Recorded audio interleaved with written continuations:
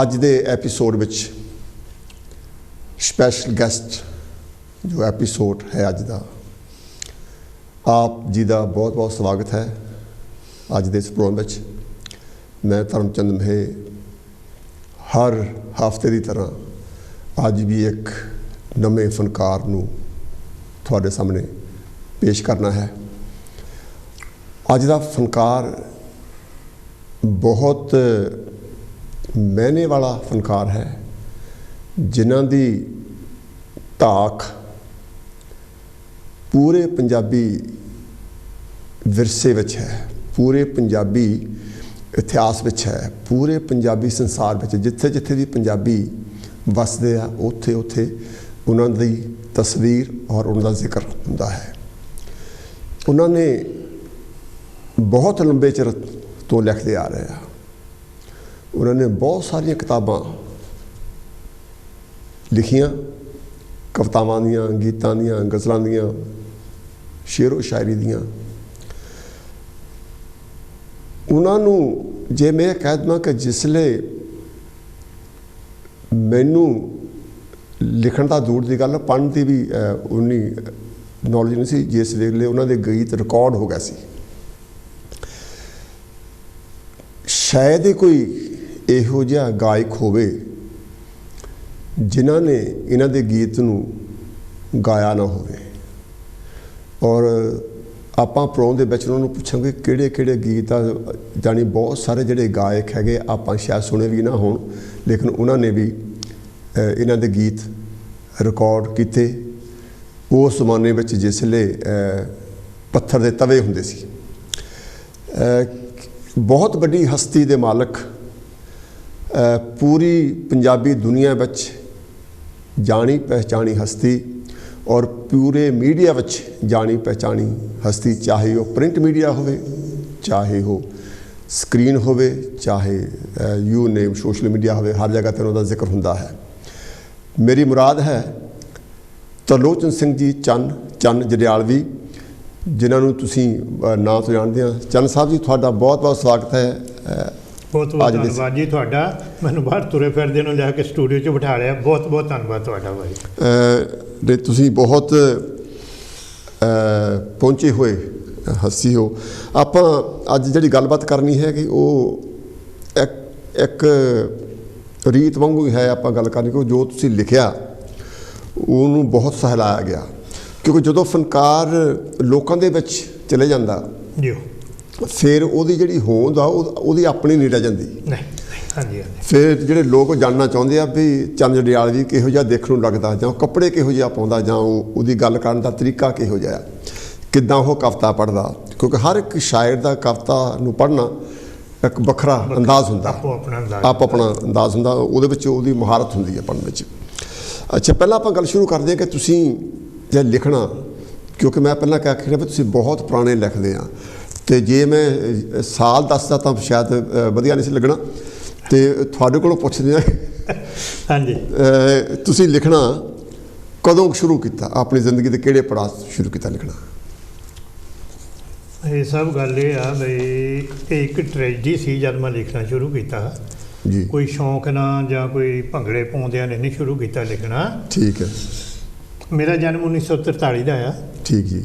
उदों कोई 7 सालों का नियाणा स्कूले जाता हुंदा सी। ठीक है। तो मैं 43 का तो 1950 विच मैनूं स्कूले पाया, कच्ची पक्की दे विच। मैं चौथी च पढ़दा सी तो मेरे फादर साहब की डेथ हो गई। हाँ जी। तो मेरा मामा मैनूं स्कूलों लैन आया, घर लैके गया, तो घर मैं की देखदा कि विहड़े विच ना मेरे डैडी दी फादर साहब दी लोथ पई है, लाश पई है, तो मेरी माँ दा हथरा मार के पिटन डई है, रोन डई हुई है। हाँ जी। वो अलाउणियां पाउंदी सी, वो तो पाउंदी सी अलाउणियां।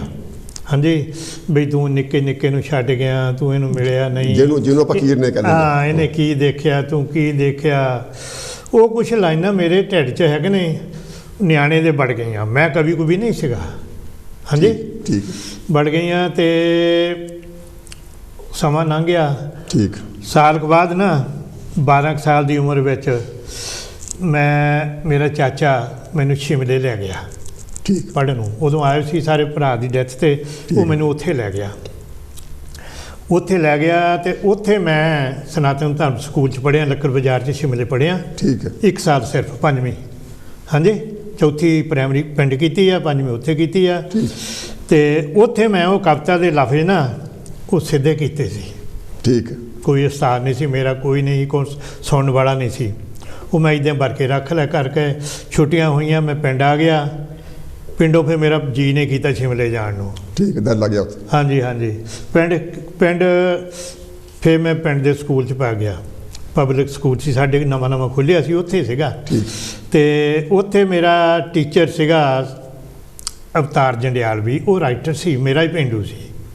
ਉਦੋਂ ਮੇਰਾ ਨਾਂ ਤਰਲੋਚਨ ਸਿੰਘ ਸੀਗਾ, ਚੰਨ। ਠੀਕ ਹੈ। ਹਾਂਜੀ। ਅਤੇ ਚੰਨ ਵੀ ਇੱਦਾਂ ਆ, ਮੈਨੂੰ ਕਈ ਪੁੱਛਦੇ ਕਿੱਦਾਂ, ਉਹ ਮੇਰਾ ਜਿਹੜਾ ਜਿੱਦਾਂ ਤਰਸੇਮ ਨੂੰ ਸੇਮ ਮਗਰ ਹੁੰਦਾ, ਇੱਦਾਂ ਤਰਲੋਚਨ ਦੇ ਮਗਰ ਚੀਚਾ ਨੰਨਾ, ਉਹ ਮੈਂ ਤਰਲੋਚਨ ਚੰਨ ਲਿਖਿਆ। ਠੀਕ। ਮੈਨੂੰ ਕਿਸੇ ਨੇ ਸਮਝਾਇਆ ਨਹੀਂ ਸੀਗਾ। ਹਾਂਜੀ। ਉਹ ਜਿੱਦਾਂ ਪੜ੍ਹਦੇ ਲੋਕ ਪੜ੍ਹਦੇ ਆ, ਮੈਂ ਵੀ ਉਹਦਾ ਨਾਂ ਰੱਖ ਲਿਆ। ਬਹੁਤ ਵਧੀਆ ਰਿਹਾ। ਹਾਂਜੀ, ਬਹੁਤ ਵਧੀਆ ਰਿਹਾ। ਹਾਂਜੀ ਹਾਂਜੀ। ਅਤੇ ਉੱਥੇ ਮੈਂ ਅਵਤਾਰ ਜੰਡਿਆਲਵੀ ਨੂੰ ਉਹ ਕਵਿਤਾ ਦਿਖਾ ਲਈ। ਮੈਂ ਕਿਹਾ ਜੀ ਆਹ ਮੈਂ ਲਿਖੀ ਸੀ ਸ਼ਿਮਲੇ, ਇੱਦਾਂ। ਉਹਨੇ ਉਹ ਠੀਕ ਕੀਤੀ। ਉਹ ਕਵਿਤਾ ਜੇ 2 ਲਾਈਨਾਂ ਆ, ਜੇ ਕਹੋ ਤਾਂ ਮੈਂ ਤੁਹਾਨੂੰ ਸੁਣਾ ਦੇਣਾ ਮੜ ਜਿਹੀਆਂ। ਸੀਗੀਆਂ ਤਾਂ ਅਸੀਂ ਅਲਾਉਣੀਆਂ। ਠੀਕ ਆ। ਉਹ ਪੂਰੀ ਕਵਿਤਾ ਨਹੀਂ ਹੈ। ਉਹਨੇ ਜਿੰਨੀਆਂ ਮੇਰੀ ਮਾਂ ਨੇ ਅਲਾਉਣੀਆਂ ਪਾਈਆਂ, ਮੈਂ ਉਹਨੂੰ ਵਧਾ ਨਹੀਂ ਸਕਿਆ, ਕਵਿਤਾ ਨਹੀਂ ਉਹਦੀ ਬਣਾ ਸਕਿਆ, ਕਿਉਂ ਮੈਂ ਕਵੀ ਨਹੀਂ ਸੀ ਉਦੋਂ। ਹਾਂਜੀ। ਉਹ ਮੇਰੀ ਮਾਂ ਅਲਾਉਣੀਆਂ ਪਾਉਂਦੀ ਸੀ, ਉਹ ਮੈਂ ਲਿਖਿਆ ਸੀ ਵੀ ਛੱਡ ਗਿਓ ਦੁਨੀਆ 'ਚ ਹਾਏ ਠੋਕਰਾਂ ਖਾਣੇ ਲਈ।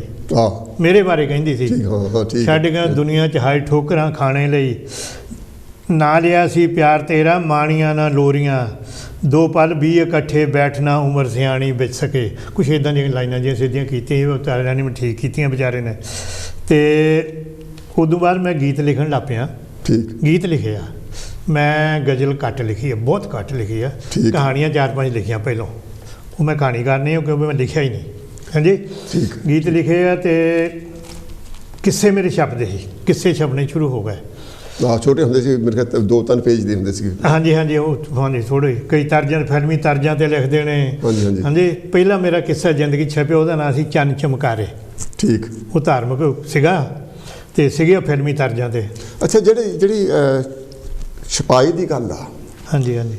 ਤੁਸੀਂ ਲਿਖਣਾ ਬਹੁਤ ਅਰਲੀ ਏਜ ਕੀਤਾ, ਬਚਪਨ ਵਿੱਚ ਸ਼ੁਰੂ ਕਰਤਾ। ਹਾਂਜੀ ਹਾਂਜੀ। ਲੇਕਿਨ ਜਦੋਂ ਛਪਾਉਣ ਦੀ ਗੱਲ ਆਈ, ਇਹ ਤਾਂ ਬਹੁਤ ਇੱਕ ਵੱਡਾ ਕੰਮ ਹੁੰਦਾ ਕਿਤਾਬ ਨੂੰ ਛਪਾਉਣਾ ਜਾਂ ਕਿੱਸਾ ਵੀ ਛਪਾਉਣਾ। ਹਾਂਜੀ। ਕਿਉਂਕਿ ਉਸ ਵੇਲੇ ਪ੍ਰਿੰਟਰ ਵੀ ਡਿਫਰੈਂਟ ਸੀਗੇ, ਪ੍ਰਮੋਟਰ ਵੀ ਡਿਫਰੈਂਟ ਸੀਗੇ।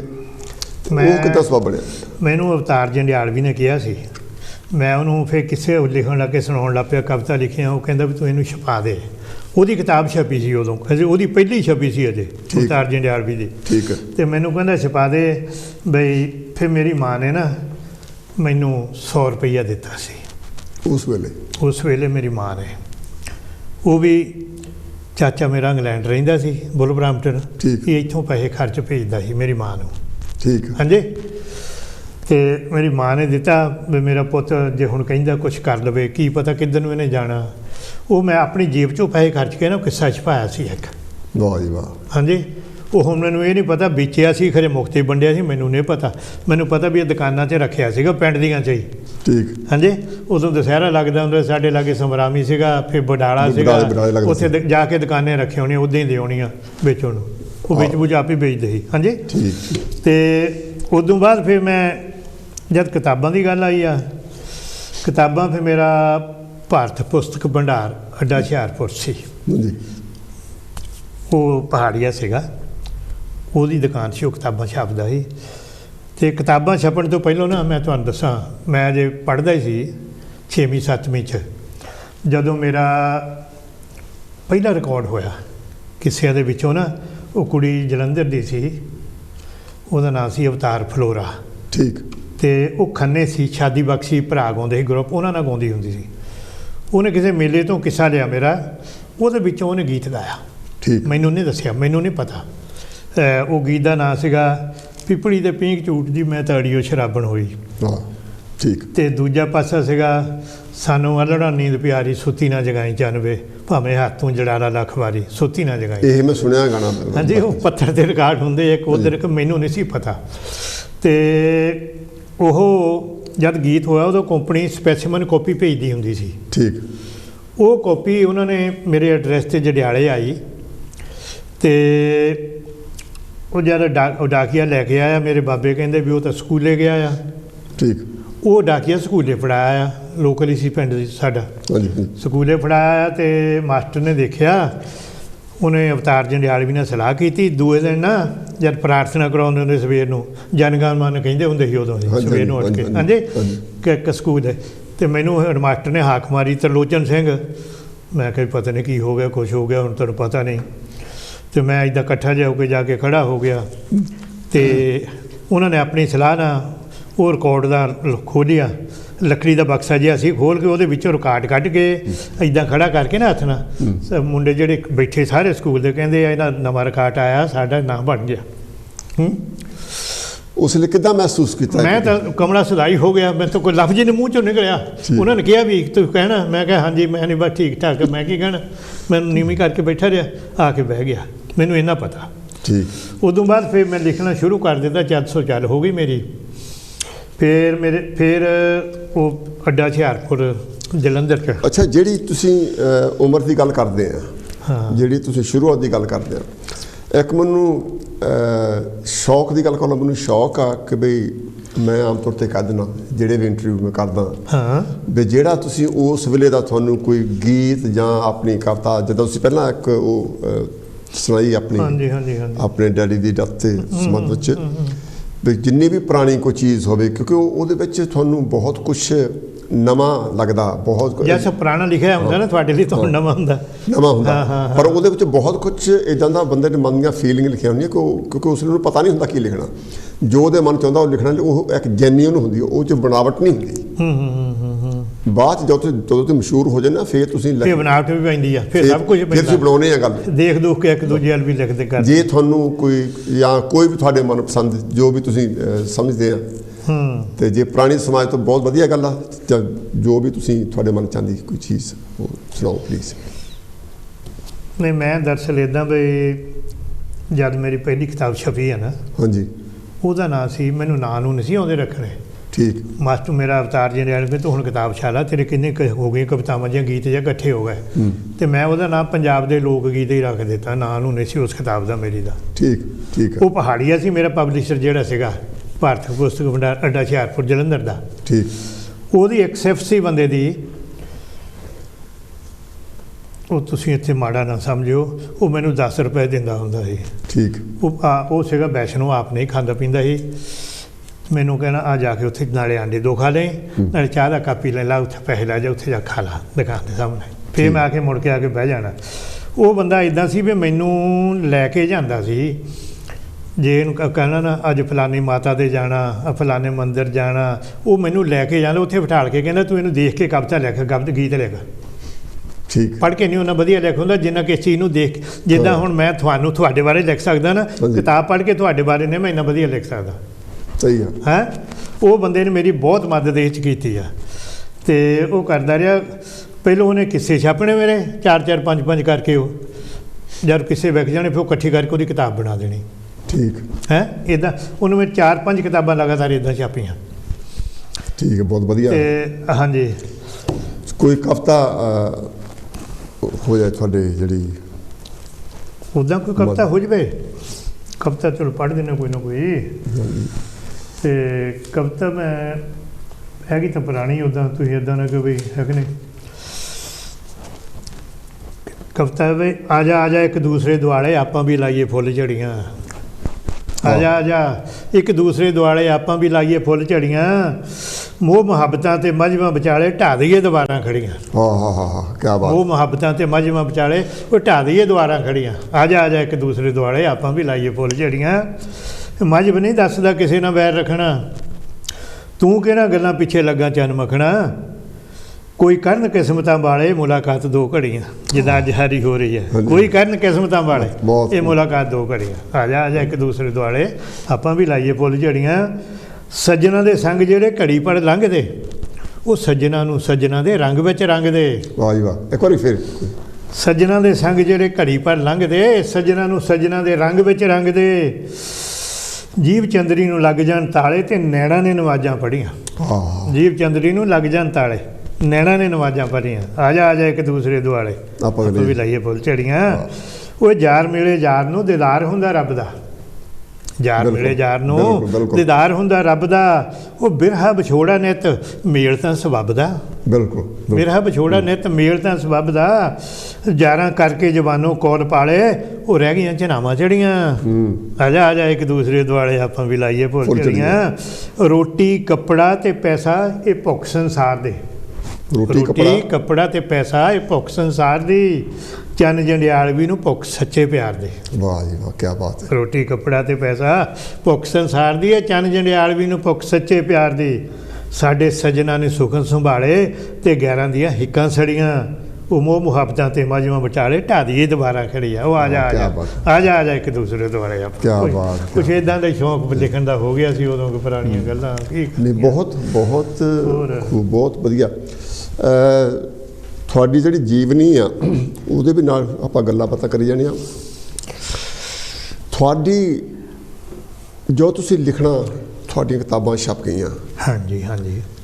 ਮੇਰੇ ਮਨ 'ਚ ਗੱਲ ਆ ਰਹੀ ਆ ਕਿ ਵੀ ਤੁਸੀਂ ਲਿਖਣਾ ਪਹਿਲਾਂ ਸ਼ੁਰੂ ਕੀਤਾ ਜਾਂ ਲਿਖਣਾ ਸਿੱਖਿਆ ਪਹਿਲਾਂ? ਕਿਉਂਕਿ ਲਿਖਣ ਵਾਸਤੇ ਤੁਸੀਂ ਸਿਰਫ ਆਪਣਾ ਸ਼ੌਕ ਹੀ ਪੂਰਿਆ ਜਾਂ ਇਹਦੇ ਪਿੱਛੇ? ਇਹ ਮੈਨੂੰ ਸ਼ੌਕ ਹੀ ਹੋਇਆ, ਕਿਸੇ ਉਸਤਾਦ ਦੀ? ਮੈਂ ਕਿਸੇ ਤੋਂ ਸਿੱਖਿਆ ਨਹੀਂ, ਮੈਨੂੰ ਸ਼ੌਕ ਹੀ ਹੋਇਆ। ਠੀਕ ਹੈ। ਤੇ ਇਹ ਮੈਂ 10ਵੀਂ 1960 'ਚ ਕੀਤੀ ਹੈ। ਠੀਕ। ਅਵਤਾਰ ਜੰਡਿਆਲਵੀ ਦੇ ਥੱਲੇ। ਇਹ ਵੀ ਦੱਸ ਦੇਵਾਂ, 10ਵੀਂ ਮੈਂ ਕੀਤੀ ਆ ਸਾਇੰਸ ਡਰਾਇੰਗ ਨਾਲ, ਤੇ ਲਿਖਦਾ ਮੈਂ ਪੰਜਾਬੀ 'ਚੋਂ, ਗੀਤਕਾਰ ਪੰਜਾਬੀ ਦਾ ਬਣੀ ਫਿਰਦਾ।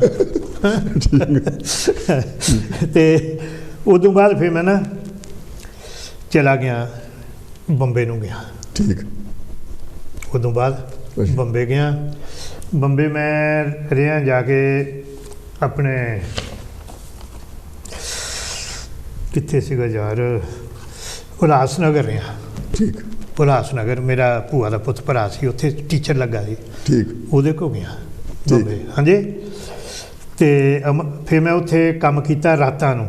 ਅਮਰਨਾਥ ਉਲਾਸਨਗਰ ਤੋਂ ਨਾ 2-3 ਮੀਲ ਤੇ ਅੱਗੇ ਟ੍ਰੇਨ ਜਾਂਦੀ ਸੀ, ਟ੍ਰੇਨ ਦੇ ਵਿੱਚ ਬਹਿਣਾ, ਗਾਂ ਜਾਣਾ। ਤੇ ਉਹ ਅਮਰਨਾਥ ਸੀ ਉਹਦਾ ਨਾਮ। ਠੀਕ। ਨਗਰ ਦਾ ਸਟੇਸ਼ਨ ਦਾ ਜਿੱਦਾਂ। ਉੱਥੇ ਲੁਧਿਆਣੇ ਦਾ ਕਰਮਚੰਦ ਤਾਰਾਚੰਦ ਨਾਂ ਦੇ ਬੰਦੇ ਸੀ, ਉਹਨਾਂ ਦੀ ਫੈਕਟਰੀ ਸੀ, ਉਹਦਾ ਨਾਂ ਸੀ KT ਸਟੀਲ ਇੰਡਸਟਰੀ।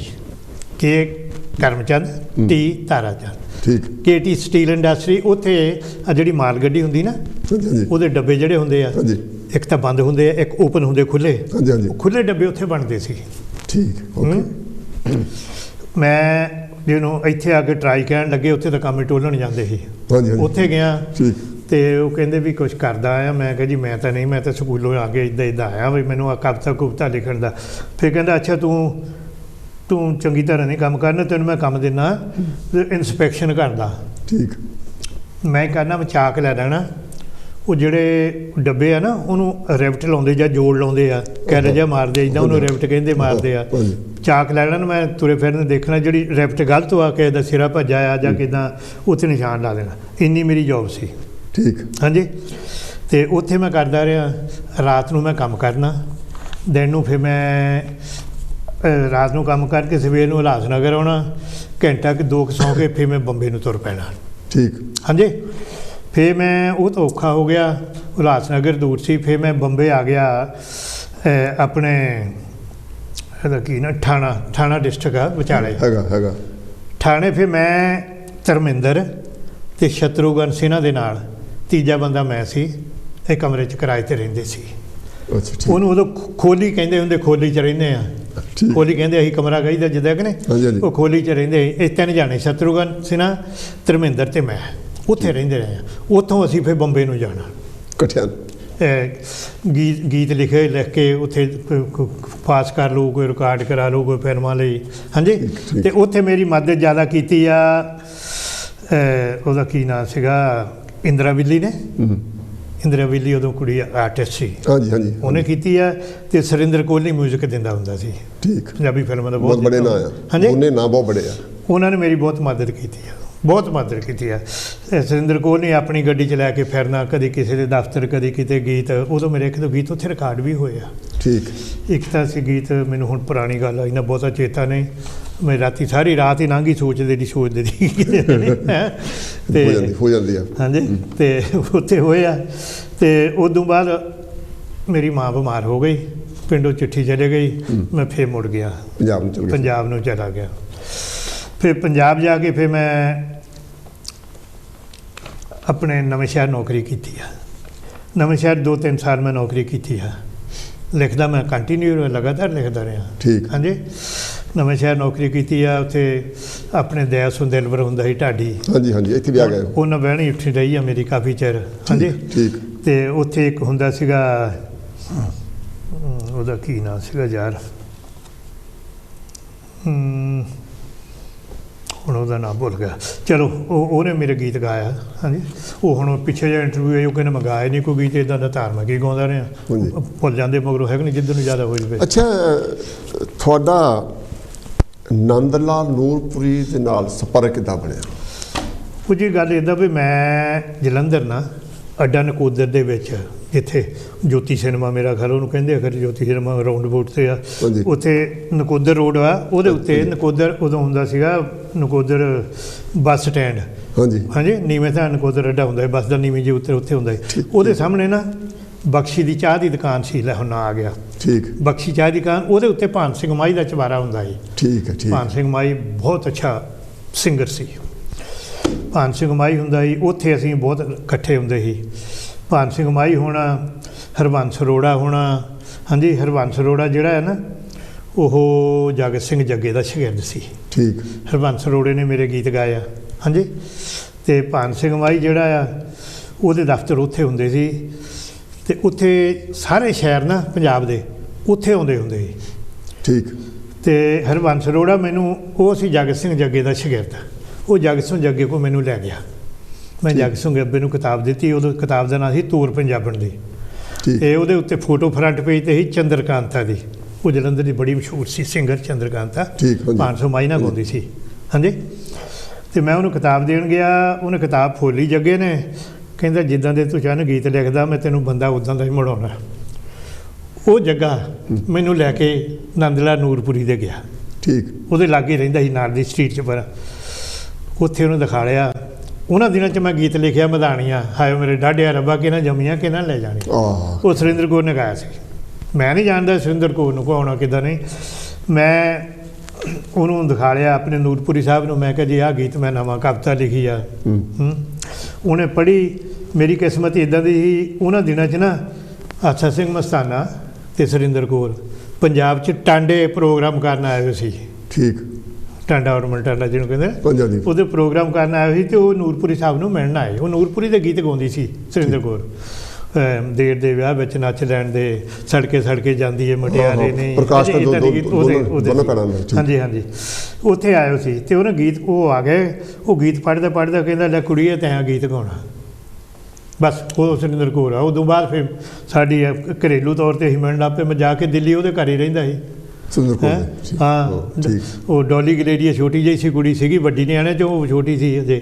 ਉਹ ਤਾਨਪੂਰਾ ਜਿਹਾ ਵਜਾਉਂਦੀ ਹੁੰਦੀ ਘਰ ਬੈਠੀ। ਹੁਣ ਤਾਂ ਮੇਰੇ ਘਰ ਵੀ ਫਿਰ ਗਈ ਆ। ਉਹਨੇ ਮੇਰਾ ਗੀਤ ਗਾਇਆ, ਆ ਜਿਹੜਾ ਸੀ ਨਾ ਪਿੱਪਲੀ ਦੇ ਪੀਂਘ ਝੂਟ ਦੀ ਜਿਹੜੀ ਸ਼ਰਾਬਣ ਹੋਈ, ਉਹ ਗੀਤ ਉਹਨੇ 35-37 ਸਾਲ ਬਾਅਦ ਗਾਇਆ। ਇੱਥੇ ਇੰਗਲੈਂਡ 'ਚ ਗਾ ਕੇ ਗਈ ਉਹ ਕੁੜੀ ਹੈ। ਅਤੇ ਉੱਥੇ ਫਿਰ ਮੇਰੀ ਉਹ ਨਾ ਹੋਈ। ਨੂਰਪੁਰੀ ਸਾਹਿਬ ਨੂੰ ਫਿਰ ਮੈਂ ਉਸਤਾਦ ਧਾਰਿਆ।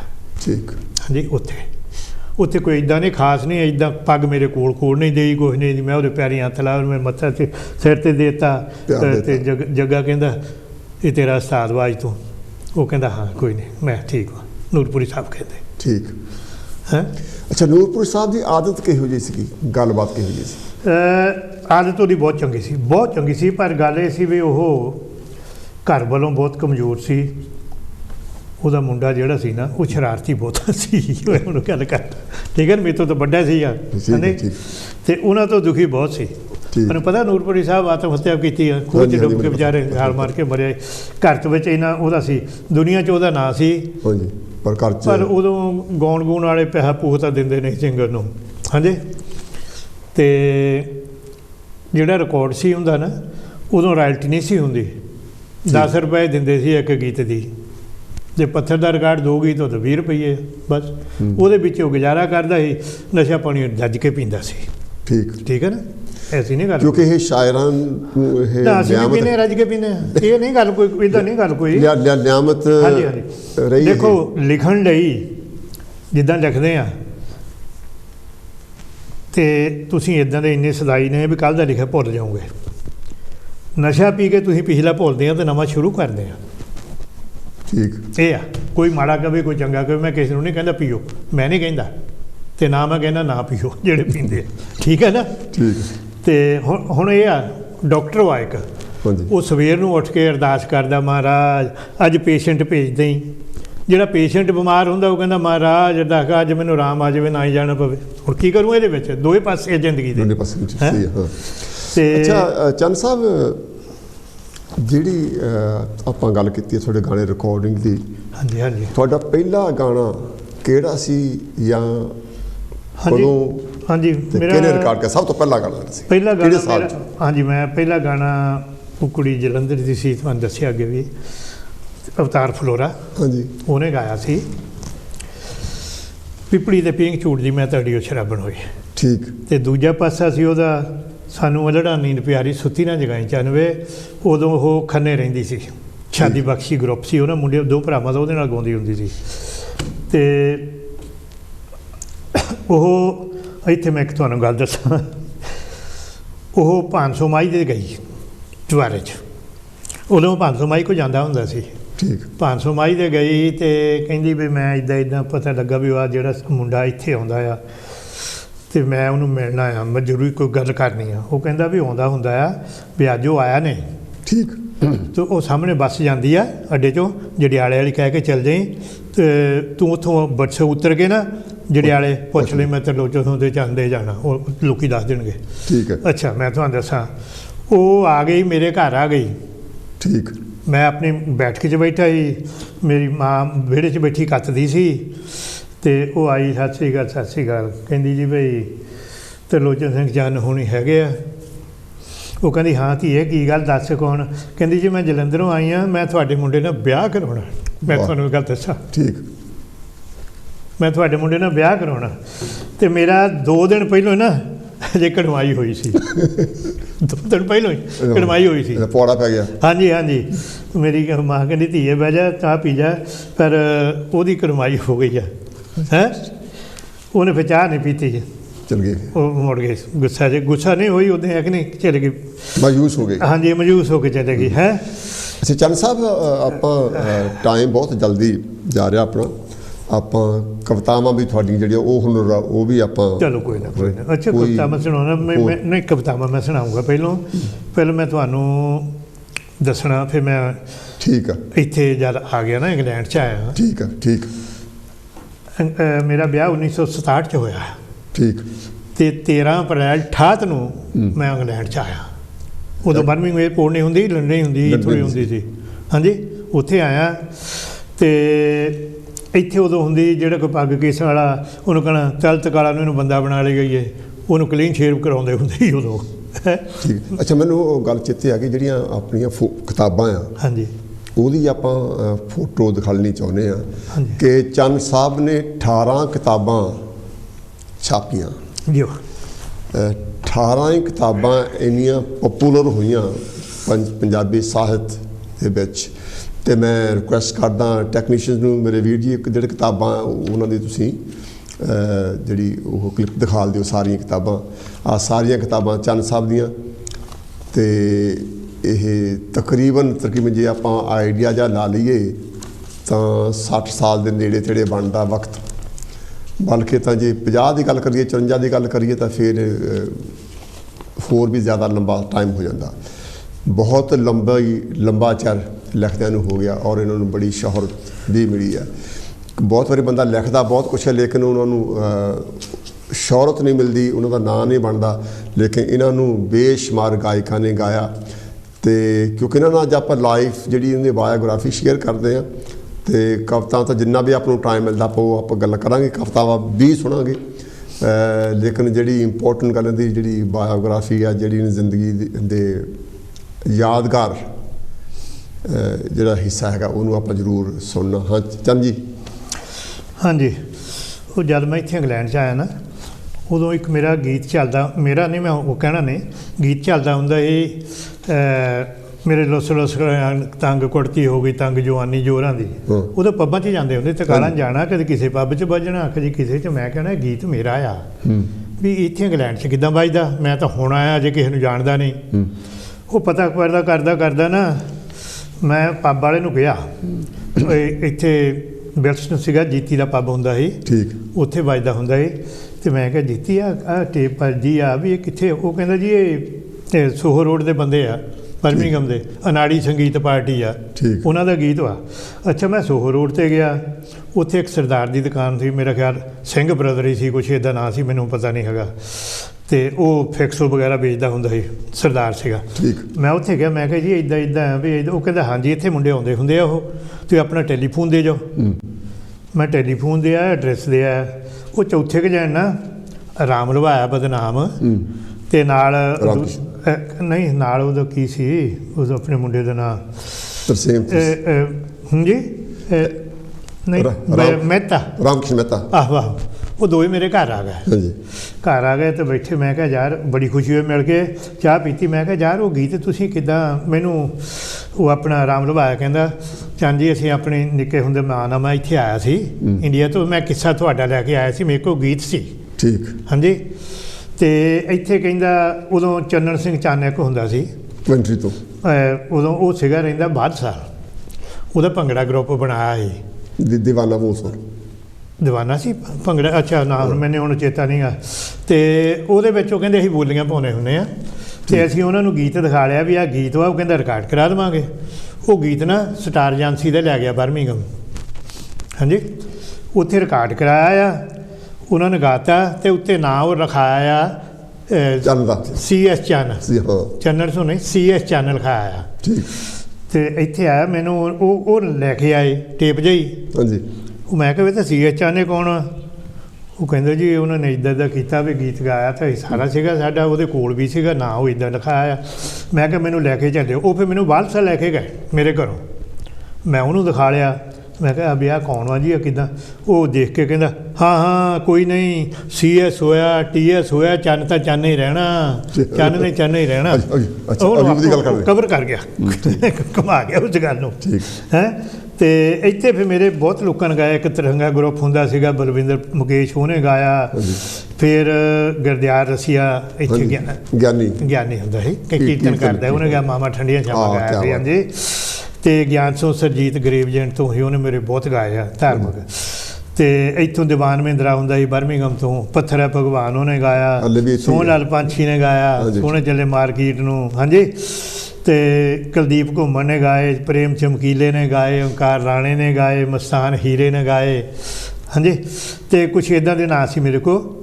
ਅਤੇ ਅਸੀਂ ਇੱਥੇ ਜਦ ਕੰਮ ਕਰਦੇ ਸੀ ਨਾ, ਅਸੀਂ ਕਿਸਮਤ ਦੀ ਗੱਲ ਆ, ਜੰਡੂ ਲਿਤਰਾਂ ਵਾਲਾ, ਮਲਕੀਤ ਸਿੰਘ ਕਮਲਾ, ਅਤੇ ਮੈਂ ਤਰਲੋਚਨ ਸਿੰਘ ਚੰਦ ਜੰਡਿਆਲਵੀ, ਬਿਸ਼ਨ ਦਾਸ ਬੈਂਸ, ਦਵਿੰਦਰ ਚੰਦੜ, ਅਸੀਂ ਇਕੱਠੇ ਕੰਮ ਕਰਦੇ ਨੇ ਇੱਕ ਤਾਂ ਇੱਕੋ ਹੀ ਡਿਪਾਰਟਮੈਂਟ, ਹਾਂਜੀ। ਅਤੇ ਹੁਣ ਸਾਰੇ ਆਪੋ ਆਪਣੀ ਥਾਂ ਬੜੇ ਸੋਹਣੇ ਆ, ਜਿੱਦਾਂ ਸਭ ਕੁਝ ਬਹੁਤ ਵਧੀਆ। ਅੱਛਾ, ਕਵਿਤਾ ਦੀ ਗੱਲ ਕੀਤੀ, ਕਵਿਤਾ ਤੁਹਾਨੂੰ ਫਿਰ ਜ਼ਰੂਰ ਇੱਕ ਦੋ ਸੁਣਾਓ, ਫਿਰ ਉਹਦਾ ਟਿਕਾ ਜਿਹਾ ਨਹੀਂ ਆਉਂਦਾ ਯਾਰ। ਨਹੀਂ, ਕਵਿਤਾ ਤੋਂ ਬਿਨਾਂ ਫਿਰ ਪਹਿਲੀ ਆ ਵੀ ਆ ਜਿਹੜਾ ਅੱਜ ਕੱਲ੍ਹ ਨਾ ਚੱਲਦਾ ਕਿਸਾਨ ਮੋਰਚਾ ਚੱਲਦਾ, ਹਾਂਜੀ, ਭਖਿਆ ਬਹੁਤ ਜ਼ਿਆਦਾ, ਹਾਂਜੀ। ਇਹ 'ਤੇ ਕਵਿਤਾ ਸੁਣਾਉਣਾ।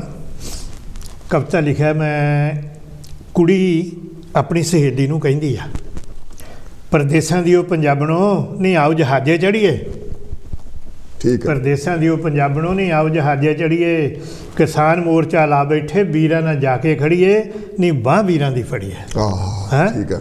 ਸ਼ੰਭੂ ਸੈਕਟਰ ਸਮਝ ਗਿਆ ਪੰਜਾਬੀਆਂ ਮੋਰਚੇ ਗੱਡੇ, ਸ਼ੰਭੂ ਸੈਕਟਰ ਸਮਝ ਗਿਆ ਪੰਜਾਬੀਆਂ ਮੋਰਚੇ ਗੱਡੇ, ਕਿਸਾਨਾਂ ਅਤੇ ਮਜ਼ਦੂਰਾਂ ਏਕਤਾ ਜਿੰਦਾਬਾਦ ਜਕਾਰੇ ਛੱਡੇ। ਪੰਜਾਬ ਦਾ ਜਿਉਂਦਾ ਗੁਰਾਂ ਦੇ ਨਾਂ 'ਤੇ, ਪੰਜਾਬ ਤਾਂ ਜਿਉਂਦਾ ਗੁਰਾਂ ਦੇ ਨਾਂ 'ਤੇ, ਸਰਕਾਰੇ ਸਿਰ ਸੜੀਏ, ਕਿਸਾਨ ਮੋਰਚਾ ਲਾ ਬੈਠੇ ਵੀਰਾਂ ਨਾਲ ਜਾ ਕੇ ਖੜੀਏ, ਨਹੀਂ ਬਾਂਹ ਵੀਰਾਂ ਦੀ ਫੜੀਏ, ਹਾਂਜੀ।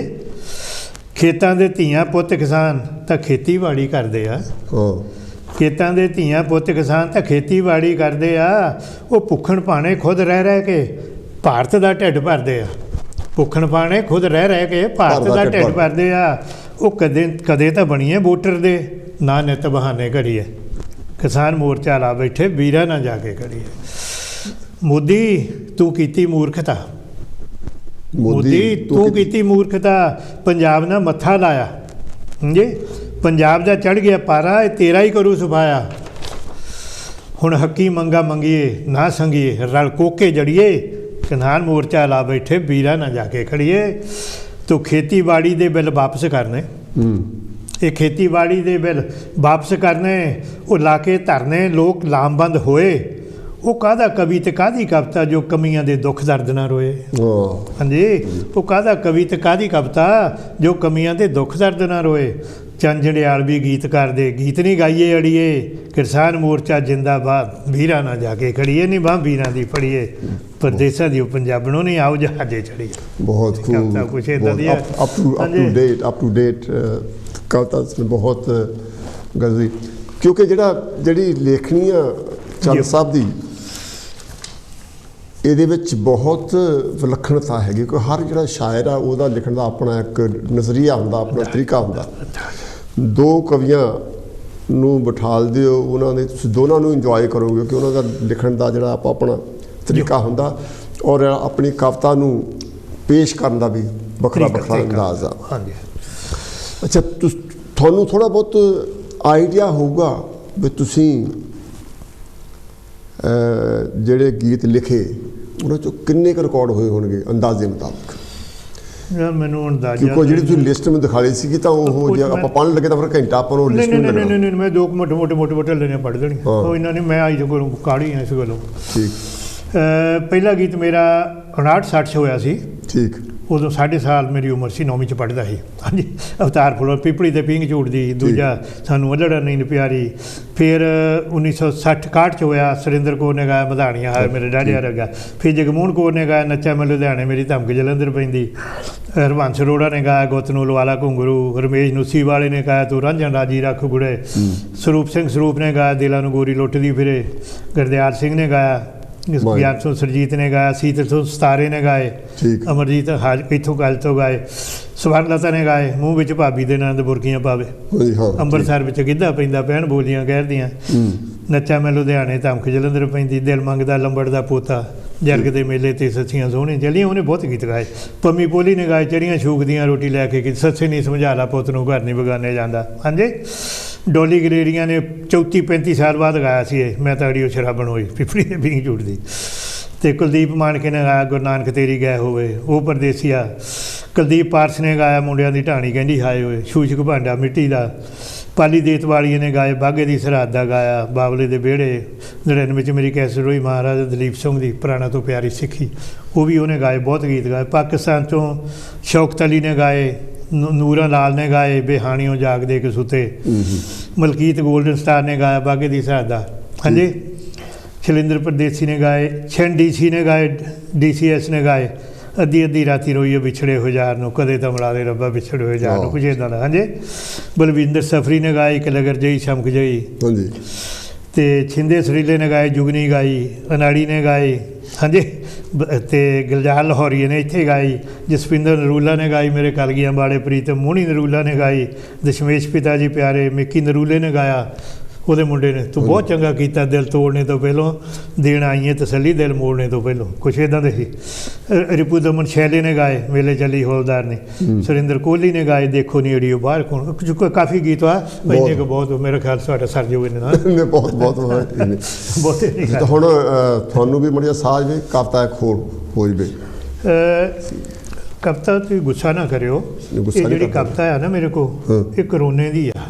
ਵਧੀਆ, ਇਹ ਤਾਂ ਦੌਰ ਆ। ਪਰ ਇਹ ਆ ਇਹਨੇ ਕਿਸੇ 'ਤੇ ਹੈਗਾ ਨਹੀਂ ਮਜ਼ਹਬ ਦਾ ਜਾਂ ਕਿਸੇ 'ਤੇ ਧਰਮ 'ਤੇ ਬਹੁਤਾ ਅਟੈਕ ਨਹੀਂ ਕੀਤਾ, ਸਾਰਿਆਂ 'ਤੇ ਇੱਕੋ ਜਿਹਾ ਹੀ ਕੀਤਾ। ਨਹੀਂ ਦੇਖੋ, ਸਾਰਿਆਂ ਨੇ ਇੱਕੋ ਜਿਹਾ ਉਹਨੇ ਅਟੈਕ ਕੀਤਾ। ਜਿਹੜਾ ਕਾਂਸ਼ੀ TV ਆ ਇਹਦਾ ਜਿਹੜਾ ਮਨੋਰਥ ਆ, ਹਾਂਜੀ, ਯਾਨੀ ਸਾਂਝੀਵਾਲਤਾ ਦਾ ਸੁਨੇਹਾ ਦੇ। ਜੀ ਨਹੀਂ, ਮੈਂ ਕਰਦਾ ਵੀ ਇਹ ਕਵਿਤਾ ਸਾਂਝੀਵਾਲਤਾ, ਕਰੋਨਾ ਸਾਂਝੀਵਾਲ ਸਾਰਿਆਂ ਦਾ ਹੀ ਭਰਾ ਨਿਕਲਿਆ। ਕੋਈ ਛੱਡਿਆ ਨਹੀਂ ਉਹਨੇ, ਛੱਡਿਆ ਨਹੀਂ ਕੋਈ ਵੀ, ਕੋਈ ਅਮੀਰ ਕੋਈ। ਉਹ ਲਿਖਿਆ ਕਿ ਭੁੱਲ ਗਏ ਸਾਰੇ ਮੇਲੇ ਗੇਲੇ। ਵਾਹ, ਭੁੱਲ ਗਏ ਸਾਰੇ ਮੇਲੇ ਗੇਲੇ। ਵਿਛੜ ਗਏ ਕਿ ਸੱਜਣ ਸਹੇਲੇ। ਵਾਹ ਜੀ ਵਾਹ। ਇਕੱਠੇ ਰਹਿ ਕੇ ਇਕੱਠੇ ਬਹਿ ਕੇ ਚੂਪ ਸਕੇ ਨਾ ਅੰਬ ਨਾ ਗੰਨਾ ਪੋਨਾ। ਆ ਗਿਆ ਕਰੋਨਾ, ਕੈਸਾ ਆ ਗਿਆ ਕਰੋਨਾ। ਹੁਣ ਥੋੜ੍ਹੀ ਜਿਹੀ ਢਿੱਲ ਵਰਤ ਗਈ ਆ। ਅਜੇ 2020 ਦੀ ਮਾਰਚ ਆਈ, ਚੰਦਰਯਾਨ ਪਸੂੜੀ ਪਾਈ। 2020 ਦੀ ਮਾਰਚ ਆਈ ਤੇ ਚੰਦਰਯਾਨ ਪਸੂੜੀ ਪਾਈ। ਹੱਸਦੀ ਵਸਦੀ ਕੁੱਲ ਦੁਨੀਆ ਲਈ ਮਹਾਂਮਾਰੀ ਦਾ ਰੋਗ ਲਿਆ ਜੀ। ਹਾਂਜੀ, ਮੰਦਰ, ਚਰਚ, ਮਸੀਤ, ਗੁਰੂ ਘਰ ਬੰਦ ਕਰਤਾ ਕੋਨਾ ਕੋਨਾ। ਕੈਸਾ ਆ ਗਿਆ ਕਰੋਨਾ, ਕੈਸਾ ਆ ਗਿਆ ਕਰੋਨਾ। ਤੇ ਹਿੰਦ ਚੀਨ ਦਾ ਪੈ ਗਿਆ ਪੰਗਾ। ਤੁਹਾਨੂੰ ਪਿੱਛੇ ਇਸ ਸਾਲ 'ਚ ਪਿੱਛੇ ਜਿਹਾ ਪਿਆ ਵੀ, ਹਿੰਦ ਚੀਨ ਦਾ ਪੈ ਗਿਆ ਪੰਗਾ ਤੇ ਸਿੰਘਾਂ ਉੱਠ ਖੜਕਾਇਆ ਕੰਡਾ। ਜੋਧਿਆਂ ਜਾਮ ਸ਼ਹਾਦਤ ਪੀਤੇ, ਝੁਕ ਨਾ ਜਾਵੇ ਕਿਤੇ ਤਿਰੰਗਾ। ਦਸਤਾਰਾਂ ਦਾ ਦਬ ਦਬਾਸੀ, ਕੋਈ ਨਹੀਂ ਰੜਕਿਆ ਮੋਨਾ। ਹੋਇਆ ਆ ਗਿਆ ਕਰੋਨਾ। ਹਾਂਜੀ, ਗੱਲ ਕੰਮਾਂ ਤੇ ਵਪਾਰਾਂ ਦੀ, ਇਹ ਸਿਰਦਰਦੀ ਸਰਕਾਰਾਂ ਦੀ। ਫਰਕ ਰੱਖੋ ਰੇਹੜੀ, ਫਰਕ ਰੱਖੋ ਰੇਹੜੀ ਜ਼ਿੰਦਗੀ ਦੇ ਰੁਜ਼ਗਾਰਾਂ ਦੀ। ਲਾਉਣ ਵਾਲੇ ਤਾਂ ਲਾ ਲੈਂਦੇ ਆ ਪਾਣੀ ਵਿੱਚ ਵੀ ਝੋਨਾ। ਕਰੋਨਾ ਤੋਂ ਅਖੀਲਾ ਆ ਕਿ ਬੇੜੇ ਜਦੋਂ ਗਨਾਹੀ ਭਰਦੇ, ਉਹ ਡੁੱਬ ਜਾਂਦੇ ਨੇ ਤਰਦੇ। ਠੀਕ, ਇਹ ਸਮਝ ਲਓ ਵੀ ਕੁਦਰਤ ਨਾਲ ਜਿੱਦਾਂ ਅਸੀਂ ਧੱਕਾ ਕੀਤਾ, ਇਹ ਖਰੇ ਉਹੀ ਕੁਦਰਤ ਨੇ ਭੇਜੀ ਆ ਚੀਜ਼ ਜਿਹੜੀ ਆਈ ਆ ਜੀ। ਬੇੜੇ ਜਦੋਂ ਗੁਨਾਹੀ ਤਰਦੇ, ਡੁੱਬ ਜਾਂਦੇ ਨੇ ਤਰਦੇ। ਹੇਠਲੀ ਜਦ ਉੱਪਰ ਆ ਜਾਵੇ, ਕੁਦਰਤ ਕਾਦਰ ਫਿਰ ਨਹੀਂ ਜੜਦੇ ਜੀ। ਚੰਨ ਜੰਡਿਆਲ ਵੀ ਉਹ ਸੈਂਸ ਸੁੰਗੜ ਗਈ, ਤੂੰ ਕਿਉਂ ਐਵੇਂ ਰੋਣਾ। ਆ ਗਿਆ ਕਰੋਨਾ। ਹੁਣ ਟੀਕੇ ਨਿਕਲੇ ਆ, ਸਾਇੰਸ ਹੁਣ ਜਾਗੀ ਆ। ਸਾਇੰਸ ਹੀ ਇਕੱਠੀ ਹੋ ਗਈ ਸੀ ਉਹਨਾਂ ਦਿਨਾਂ 'ਚ। ਹਾਲੇ ਵੀ ਪਤਾ ਨਹੀਂ ਕੀ ਹੋਣਾ। ਹਾਂਜੀ, ਨਾ ਉਹਦਾ ਨਹੀਂ ਕੋਈ ਬਸ। ਹਾਂਜੀ, ਕੁਛ ਇੱਦਾਂ ਦਾ। ਚਲੋ, ਤੁਸੀਂ ਹਰ ਇੱਕ ਇਨਸਾਨ ਦੀ ਕੁਛ ਪਸੰਦ ਨਾ ਪਸੰਦ ਹੁੰਦੀ ਹੈ। ਤੁਸੀਂ ਬਹੁਤ ਲਿਖਿਆ ਔਰ ਬਹੁਤ ਬਾਖੂਬ ਲਿਖਿਆ, ਔਰ ਤੁਹਾਨੂੰ ਉਹਦੀ ਇਜ਼ਤ ਵਜੋਂ ਤੁਹਾਨੂੰ ਬਹੁਤ ਮਾਣ ਇੱਜ਼ਤ ਪੰਜਾਬੀਆਂ ਵੱਲੋਂ ਮਿਲਿਆ। ਤੇ ਜਦੋਂ ਚੰਨ ਜੰਡਿਆਲ ਵੀ ਘਰ 'ਚ ਵਿਹਲਾ ਬੈਠਾ ਹੁੰਦਾ, ਪਊਆ ਪੀਂਦਾ ਹੋਵੇ ਜਾਂ ਵੈਸੇ ਆਰਾਮ ਕਰ ਰਿਹਾ ਹੋਵੇ, ਤੁਸੀਂ ਕਿਹੜੇ ਸ਼ਾਇਰ ਨੂੰ ਪੜ੍ਹਨਾ ਪਸੰਦ ਕਰਦੇ ਆ, ਜਾਂ ਕਿਹੜਾ ਤੁਹਾਡੇ ਮਨ ਦੇ ਬਹੁਤ ਕਰੀਬ ਆ ਜਿਹਨੂੰ ਤੁਸੀਂ ਪਸੰਦ ਕਰਦੇ ਆ, ਜਿਹਦੀ ਲਿਖਣੀ, ਜਾਂ ਜਿਹਨੂੰ ਤੁਸੀਂ ਜ਼ਿਆਦਾ ਪੜ੍ਹਨਾ ਪਸੰਦ? ਮੈਂ ਪਹਿਲਿਆਂ 'ਚ ਜਾਂਦਾ ਤੁਹਾਨੂੰ ਦੱਸਾਂ, 10ਵੀਂ 'ਚ 10ਵੀਂ 'ਚ 11ਵੀਂ ਪੜ੍ਹੀ ਨਹੀਂ। 10ਵੀਂ ਤੋਂ ਬਾਅਦ ਮੈਂ ਵਿਦਵਾਨੀ ਕੀਤੀ ਆ। ਹਾਂਜੀ, ਉਹਨਾਂ ਦਿਨਾਂ 'ਚ ਮੈਂ ਸ਼ਿਵ ਨੂੰ ਵੀ ਪੜ੍ਹਿਆ। ਹਾਂਜੀ, ਜਸਵੰਤ ਸਿੰਘ ਕੰਵਲ ਨੂੰ ਵੀ ਪੜ੍ਹਿਆ। ਠੀਕ। ਤੇ ਉਦੋਂ ਮੈਂ ਇਹ ਨਹੀਂ ਦੇਖਦਾ ਨਾਵਲ ਆ ਜਾਂ ਕਹਾਣੀ ਆ। ਤੁਹਾਨੂੰ ਨਾਵਲ ਕਹਾਣੀ ਦੇ ਵਿੱਚੋਂ ਕਵਿਤਾ ਨਿਕਲ ਆਉਂਦੀ ਆ। ਸਿਰਫ ਕੋਈ ਵੀ ਜਮਾਂਦਰੂ ਕਵੀ ਨਹੀਂ ਹੋਇਆ। ਤੁਸੀਂ ਪੜ੍ਹੋ ਕਿਸੇ ਨੂੰ, ਪੜ੍ਹ ਕੇ ਦੇਖੋ ਉਹਦੇ ਵਿੱਚ ਗੈਪ ਕੀ ਰਹਿ ਗਿਆ। ਜਿਹੜਾ ਤੁਹਾਨੂੰ ਗੈਪ ਲੱਗਦਾ, ਅਗਲੇ ਤਾਂ ਆਪਣੀ ਪੂਰੀ ਲਿਖੀ ਹੋਈ ਆ। ਜੇ ਤੁਹਾਡਾ ਬ੍ਰੇਨ ਕਹਿੰਦਾ ਚਾਹ ਹੋਣੀ ਚਾਹੀਦੀ ਸੀ, ਤੁਸੀਂ ਉਹਨੂੰ ਮੁਖੜਾ ਬਣਾ ਲਓ। ਉਹ ਤੁਸੀਂ ਆਪਣੇ ਅੰਦਰੋਂ ਵਾਲ ਲਿਖ ਦਿਓ, ਉਹ ਤੁਹਾਡਾ ਨਵਾਂ ਗੀਤ ਹੋਊਗਾ। ਚਾਹੇ ਕਵਿਤਾ, ਗਜ਼ਲ, ਜੋ ਲਿਖਣਾ ਨਵੀਂ ਆ ਹੁੰਦੀ ਆ। ਅਤੇ ਮੈਂ ਤਾਂ ਇੱਦਾਂ ਪੜ੍ਹਿਆ, ਸਾਰਿਆਂ ਨੂੰ ਪੜ੍ਹਦਾ ਲਿਖਦਾ ਰਿਹਾ। ਜਦ ਮੇਰਾ ਜ਼ਿਆਦਾ ਬਹਿਣ ਉੱਠਣ ਰਿਹਾ ਚਰਨ ਸਿੰਘ ਸਫਰੀ ਨਾਲ ਜ਼ਿਆਦਾ ਰਿਹਾ ਬਹਿਣ ਉੱਠਣ, ਗੁਰਦੇਵ ਸਿੰਘ ਮਾਨ ਨਾਲ ਜ਼ਿਆਦਾ ਬਹਿਣ ਉੱਠਣ ਰਿਹਾ, ਦੀਪਕ ਜਤੋਈ, ਗੁਰਚਰਨ ਸਿੰਘ ਦੀਪਕ ਜਤੋਈ ਨਾਲ ਰਿਹਾ। ਦੀਪਕ ਜਤੋਈ ਦੀ ਤੁਹਾਨੂੰ ਦੱਸਾਂ, ਇੱਕ ਵਾਰੀ ਮੈਂ ਭਾਨ ਸਿੰਘ ਮਾਈ ਦੇ ਸੀ ਅਤੇ ਜਤੋਈ ਸਾਹਿਬ ਦੀਆਂ ਗਜ਼ਲਾਂ ਬਹੁਤ। ਹਾਂਜੀ, ਉਹ ਸਭ ਕੁਛ ਲਿਖਿਆ ਬੜਾ ਉਹਨੇ। ਨਰਿੰਦਰ ਬੀਬਾ ਨੇ ਉਹਦੇ ਗੀਤ ਬਹੁਤ ਗਾਏ ਆ। ਹਾਂਜੀ, ਅਤੇ ਉਹ 500 ਮਾਈ ਦੇ ਆਏ ਸੀ, ਬੈਠੇ ਸੀ ਅਤੇ ਪ੍ਰੋਗਰਾਮ ਸੀਗਾ ਉਦੋਂ ਆਪਣਾ ਉਹ ਸ਼ੰਕਰ ਦਾ ਜਿਹੜਾ ਕਿਹੜਾ ਸੀਗਾ, ਉਹ ਆਪਣਾ ਸੀਗਾ ਪ੍ਰੈਜ਼ੀਡੈਂਟ ਸੀਗਾ ਆਪਣਾ ਹਿੰਦੁਸਤਾਨ ਦਾ, ਕੀ ਨਾਮ ਭੁੱਲ ਗਿਆ ਉਹਨੂੰ ਨਾ। ਅਮਰੀਕਾ ਦੇ ਵਿੱਚ ਮਹਾਭਾਰਤ ਕੀ ਮਹਾਸਭਾ ਕਹਿੰਦੇ ਉਹਨੂੰ, UN, ਉੱਥੇ ਉਹਨੂੰ ਇੰਡੀਅਨ ਡੌਗ ਕਿਹਾ ਸੀ ਉਹਨੇ। ਉਹਨਾਂ ਕੋਲ ਬੰਗਲਾਦੇਸ਼ ਜੁਦਾ ਬਣਿਆ ਸੀ ਅਜੇ। ਉਹਨੇ ਖਿਜੇ ਨੇ ਕੀ ਸੀ ਉਹਦਾ ਨਾਂ, ਹੁਣ ਮੈਨੂੰ ਭੁੱਲ ਗਿਆ, ਕਿਹਾ ਸੀ। ਅਤੇ ਉਹਨਾਂ ਨੇ ਰੇਡੀਓ ਸਟੇਸ਼ਨ ਜਲੰਧਰ ਵਾਲਿਆਂ ਨੇ ਕਵੀ ਦਰਬਾਰ ਰੱਖਿਆ ਸੀ ਉਹਦੇ ਬਰਖਲਾਫ 'ਚ। ਠੀਕ। ਹਾਂਜੀ, ਭੁੱਟੋ ਦੇ। ਹਾਂਜੀ, ਭੁੱਟੋ ਦਾ ਪੇਜ ਜਿਹੜਾ ਸੀ। ਹਾਂਜੀ, ਅਤੇ ਰੱਖਿਆ ਹੀ ਕਵੀ ਦਰਬਾਰ। ਕਵੀ ਉੱਥੇ ਥੋੜ੍ਹੇ ਸੀ, 2-3 ਸੀ। ਅਤੇ ਚਰਨ ਸਿੰਘ ਸਫਰੀ ਸੀ, ਗੁਰਦੇਵ ਸਿੰਘ ਮਾਨ ਸੀ, ਅਤੇ ਦੀਪਕ ਜਤੋਈ ਸੀ। ਅਤੇ ਮੈਨੂੰ ਉਹ ਕਹਿੰਦੇ ਵੀ ਇੱਕ ਕਵੀ ਹੋਰ ਚਾਹੀਦਾ। 500 ਮਾਈ ਕਹਿੰਦਾ ਉਹਨਾਂ ਨੂੰ, ਅਚਾਨੂ ਲੈ ਜਾਓ, ਕਵਿਤਾ ਪੜ੍ਹ ਦੂਗਾ, ਕਵਿਤਾ ਪੜ੍ਹਨੀ ਵਿੱਚ। ਠੀਕ। ਅਤੇ ਅੱਛਾ, ਮੈਨੂੰ ਲੈ ਗਏ ਉਹ। ਮੈਂ ਉੱਥੇ ਕਵਿਤਾ ਪੜ੍ਹ ਦਿੱਤੀ, ਉਹਨਾਂ ਨੂੰ ਵੀ ਪੜ੍ਹੀ। ਚਲੋ ਚੱਲ ਗਿਆ ਪ੍ਰੋਗਰਾਮ। ਉਹ ਬਾਅਦ 'ਚ ਨਾ ਉਹ ਬਾਹਰ ਨਿਕਲ ਕੇ ਰੇਡੀਓ ਸਟੇਸ਼ਨ ਤੋਂ ਚਾਹ ਪੀਣ ਦੇ ਮੂਹਰੇ ਖੋਖਾ ਜਿਹਾ ਹੁੰਦਾ, ਉੱਥੇ ਚਾਹ ਪੀਂਦੇ ਹੁੰਦੇ ਸੀ। ਠੀਕ। ਉੱਥੇ ਚਾਹ ਪੀਣ ਲੱਗੇ ਅਤੇ ਉਹ ਅੰਦਰ ਮੇਰਾ ਦੋਸਤ ਸੀਗਾ, ਕਲਸੀ ਸੀ ਮੁੰਡਾ। ਹਾਂਜੀ। ਅਤੇ ਉਹ ਉੱਥੇ ਪੰਜਾਬੀ ਡਿਪਾਰਟਮੈਂਟ ਦਾ ਸੀਗਾ, ਮੋਹਰੀ ਵੀ ਸੀਗਾ, ਪੰਜਾਬੀ ਕਵੀ ਦਰਬਾਰ ਉਹ ਕਰਾਉਂਦਾ ਹੁੰਦਾ ਸੀ। ਉਹਨੂੰ ਉਹ ਕਹਿੰਦਾ ਵੀ ਉਹ ਇੱਕ ਮੁੰਡੇ ਨੇ ਕਵਿਤਾ ਪੜ੍ਹੀ ਆ, ਉਹ ਕੌਣ ਆ? ਉਹ ਕਹਿੰਦਾ ਉਹ ਨੂਰਪੁਰੀ ਦਾ ਸ਼ਾਗਿਰਦ ਆ। ਠੀਕ। ਮੈਂ ਉਹਦਾ ਗੀਤ ਰਿਕਾਰਡ ਵੀ ਕਰਾਇਆ ਆ। ਉਹ ਕਹਿੰਦਾ ਉਹਨੂੰ ਮੈਂ ਮਿਲਣਾ। ਉਹ ਲੈ ਕੇ ਬਾਹਰ ਆ ਗਿਆ ਸੀ, ਚਾਹ ਪੀਂਦੇ ਸੀ, ਉਹ ਆ ਕੇ ਖੜ੍ਹਾ ਹੋ ਗਿਆ ਅਤੇ ਉਹ ਉਹਨੂੰ ਕਹਿੰਦਾ ਕਲਸੀ ਨੂੰ, ਕਲਸੀ ਕਹਿੰਦਾ ਨਹੀਂ ਜੀ ਤੁਸੀਂ ਕਹੋ, ਮੈਂ ਥੋੜ੍ਹਾ ਕਹਿਣਾ। ਉਹ ਮੈਨੂੰ ਕਹਿੰਦਾ ਕਾਕਾ ਉਹ ਕਵਿਤਾ ਸੁਣਾ ਜਿਹੜੀ ਪੜ੍ਹੀ ਸੀ। ਉਹ ਮੈਂ ਫੇਰ ਪੜ੍ਹੀ। ਉਹ ਕਵਿਤਾ ਸੀ ਬਈ ਹਾਂ, ਉੱਠ ਸੀਨਾ ਤਾਣ ਕੇ ਦੱਸ ਦੇ ਤੇਰੀ ਖਾਸ਼ ਨਿਆਰੀ, ਮੈਂ ਬਾਸੀ ਹਾਂ ਉਸ ਦੇਸ਼ ਦਾ ਜਿਹਨੂੰ ਮੌਤ ਪਿਆਰੀ ਹੈ, ਕੁਛ ਇੱਦਾਂ ਦੀ ਸੀ ਕਵਿਤਾ। ਉਹ ਮੈਂ ਉੱਥੇ ਲਿਖਿਆ, ਉਹ ਛਾਤੀ ਤਾਣ ਕੇ ਦੱਸ ਦੇ ਤੇਰੀ ਖਾਸ਼ ਨਿਆਰੀ ਕਵਿਤਾ ਪੜ੍ਹਿਆ। ਉਹ ਆ ਕੇ ਕਹਿੰਦਾ ਹੁਣ ਇੱਦਾਂ ਆ, ਜੇ ਤੂੰ ਨੰਦ ਲਾਲ ਨੂਰਪੁਰੀ ਦਾ ਸ਼ਾਗਿਰਦ ਨਾ ਹੁੰਦਾ, ਮੈਂ ਤੇਰੇ ਚਪੇੜ ਮਾਰਨੀ ਸੀ, ਹੁਣ ਇਹ ਚਪੇੜ ਨੂਰਪੁਰੀ ਦੇ ਲੱਗਣੀ ਆ, ਇਸ ਕਰਕੇ ਮੈਂ ਮਾਰਨੀ ਨਹੀਂ ਤੇਰੇ। ਫਿਰ ਪੜ੍ਹ। ਮੈਂ ਪੜ੍ਹੀ, ਉੱਠ ਛਾਤੀ ਤਾਣ ਕੇ ਦੱਸ ਦੇ ਤੇਰੀ ਖਾਸ਼ ਨਿਆਰੀ, ਮੈਂ ਉਦਾਸੀ ਹਾਂ ਦਿਨ ਮੌਤ। ਉਹ ਕਹਿੰਦਾ ਜੇ ਆਦਮੀ ਦੀ ਛਾਤੀ ਹੁੰਦੀ ਤਾਂ ਤੀਵੀਂ ਦਾ ਕੀ ਹੋਇਆ? ਲਿਖ ਇੱਥੇ ਸੀਨਾ। ਠੀਕ। ਫਿਰ ਮੈਂ ਲਿਖਿਆ ਉੱਠ ਸੀਨਾ ਤਾਣ ਕੇ ਦੱਸ ਦੇ ਮੇਰੀ ਖਾਸ਼। ਛਾਤੀ ਕਹਿੰਦਾ ਕੁੜੀ ਤੀਵੀਂ ਦੀ ਹੁੰਦੀ, ਆਦਮੀ ਦਾ ਨਹੀਂ, ਆਦਮੀ ਦਾ ਸੀਨਾ ਹੁੰਦਾ। ਜਿੱਥੇ ਉਹ ਲਿਖੀਆਂ ਮੈਂ ਲਿਖੀਆਂ, ਇਹ ਤਾਂ ਬਹੁਤ ਸਾਰੀਆਂ ਚੀਜ਼ਾਂ ਹੈਗੀਆਂ ਜਿਹੜੀ ਲਾਈਫ ਦੇ ਵਿੱਚ ਹੁੰਦੀਆਂ। ਚੰਦ ਜੀ, ਆਪਾਂ ਪ੍ਰੋਗਰਾਮ ਦੇ ਅਖੀਰ ਵੱਲ ਜਾ ਰਹੇ ਹਾਂ, ਆਪਣੇ ਕੋਲ ਮਿੰਟ ਡੇਢ ਰਹਿ ਗਿਆ। ਤੁਸੀਂ ਧਾਰਮਿਕ ਵੀ ਬਹੁਤ ਲਿਖਿਆ, ਜਿਹੜਾ ਕਾਂਸ਼ੀ ਟੀਵੀ ਆ। ਹਾਂਜੀ। ਇਹ ਗੁਰੂ ਰਵਿਦਾਸ ਮਹਾਰਾਜ ਜੀ ਦੀ ਜਿਹੜੀ ਲਾਈਫ ਉਦੋਂ ਨੂੰ ਬਹੁਤ ਜ਼ਿਆਦਾ। ਹਾਂਜੀ, ਮੈਂ ਧਾਰਮਿਕ ਬਹੁਤ ਲਿਖਿਆ, ਧਾਰਮਿਕ ਲਿਖਿਆ ਮੈਂ ਤਾਂ। ਅਤੇ ਕਿਉਂ ਮੈਂ ਤਾਂ ਹੈਗਾ ਰਾਈਟਰ। ਹਾਂਜੀ। ਮੈਂ ਰਾਈਟਰ ਹੈਗਾ ਲੋਕਾਂ ਦਾ, ਮੈਂ ਕਿਸੇ ਪਾਰਟੀ ਦਾ, ਅਕਾਲੀਆਂ ਦਾ ਜਾਂ ਕਾਂਗਰਸੀਆਂ ਜਾਂ ਕਮਿਊਨਿਸਟਾਂ ਦਾ ਜਾਂ ਹਿੰਦੂਆਂ ਜਾਂ ਸਿੱਖਾਂ ਦਾ, ਇੱਦਾਂ ਨਹੀਂ ਹੈਗਾ ਮੈਂ। ਠੀਕ। ਮੈਂ ਲੋਕਾਂ ਲਈ ਲਿਖਦਾ। ਲੋਕ ਪਸੰਦ ਕਰਦੇ, ਪਾਰਟੀਆਂ ਥੋੜ੍ਹਾ ਪਸੰਦ ਕਰਦੀਆਂ ਮੈਨੂੰ। ਠੀਕ ਨਹੀਂ, ਲੋਕ ਹੀ ਪਸੰਦ ਕਰਦੇ, ਮੈਂ ਲੋਕਾਂ ਦਾ ਲਿਖਦਾ। ਹਾਂਜੀ।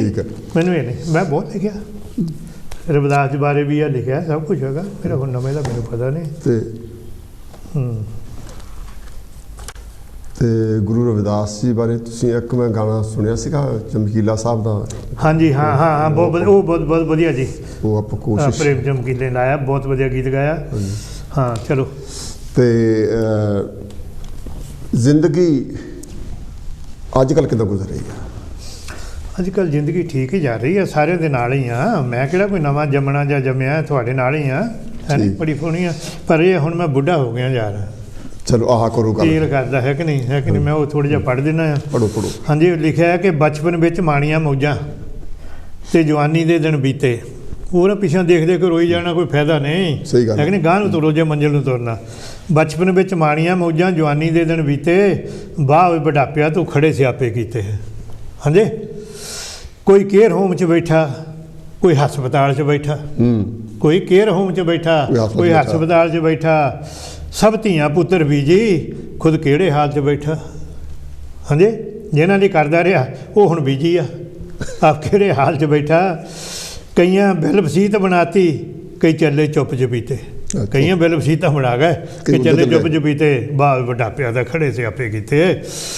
ਇੱਕ ਦੂਜੇ ਦਾ ਥੱਲਾ ਲਾਉਣੋਂ ਕਸਰ ਕੋਈ ਨਹੀਂ ਛੱਡੀ।